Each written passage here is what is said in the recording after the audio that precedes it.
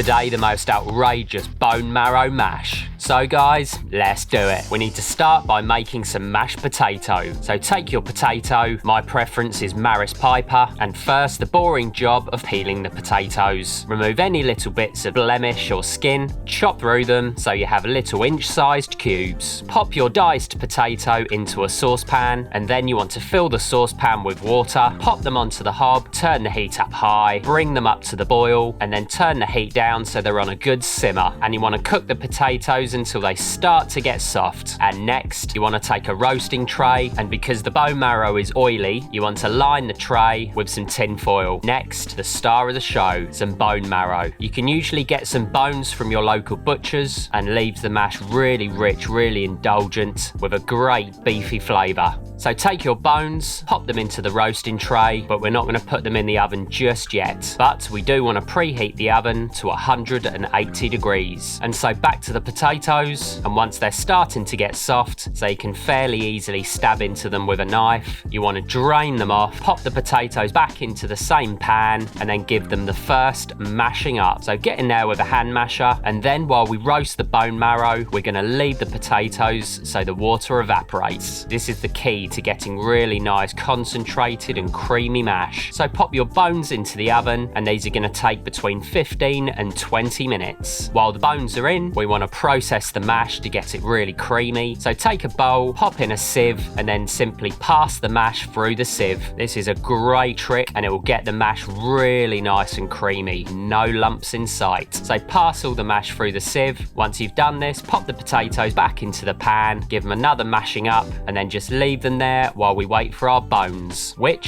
should be done after about 15 minutes or so roughly. So get those out of the oven. They will be really hot, so the way I do this is use some tongs, hold the bones, and then using a long thin knife, scrape out all of that delicious bone marrow inside. Some of it will have melted into an oil, the rest will be beautiful and soft. So scrape out all of those bones, and then pop the bone marrow and any bone marrow oil straight into your mash. Give it a good stir first. Once it starts to mix in, get in there with a masher and mash away until you've got the beautiful, creamy, delicious mashed potato. Give it a taste and then season with a good pinch of salt and stir away. And you almost want to whip the potatoes up until they're light, fluffy and creamy. These mashed potatoes truly are to die for. Absolutely unbelievable. Give them another taste, make sure the seasoning's on point, and you can serve these mashed potatoes with loads of different dishes. Insane with bangers and mash, great with a steak, so experiment. So give them a try, and I'll see you next time.